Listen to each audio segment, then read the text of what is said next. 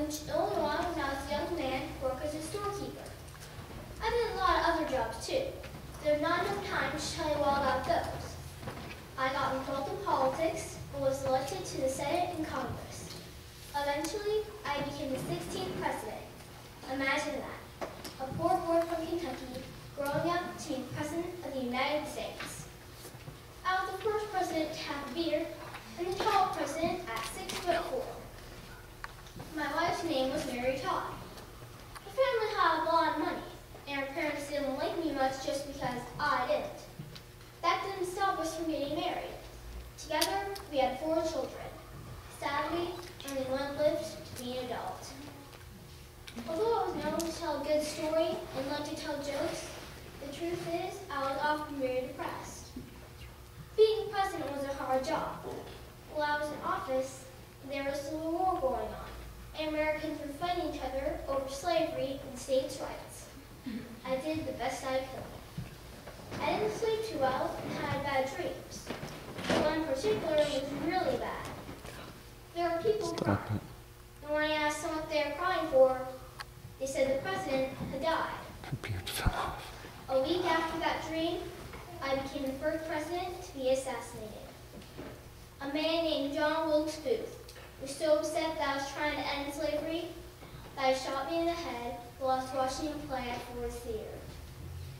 Before my untimely death, and whose death is ever timely, he gave a speech in Gettysburg, Pennsylvania, after a very bloody battle between the North and the South. Since then, that speech has become known as Gettysburg Address. I'd like to do it for you today.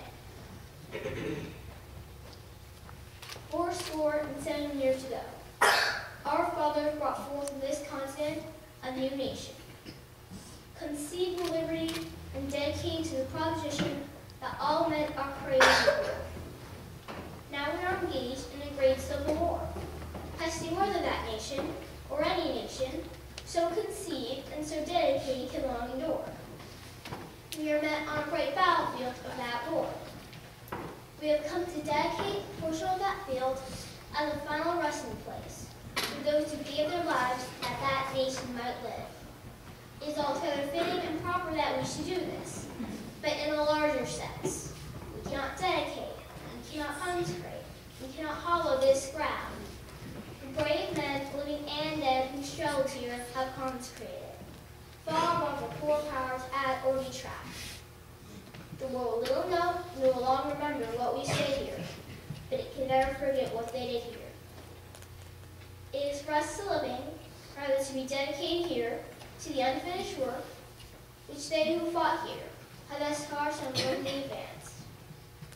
It is for us to be here dedicated to the great task remaining before us, that from these honored dead we take increased devotion to that cause, for which they gave their last full measure of devotion, that we here piely resolve that these dead shall not have died in vain, that this nation, under God, shall have a new birth of freedom, and the government of the people, by the people, for the people, shall not perish from the earth.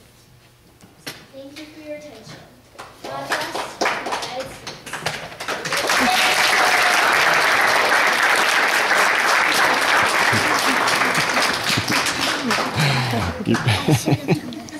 It's okay.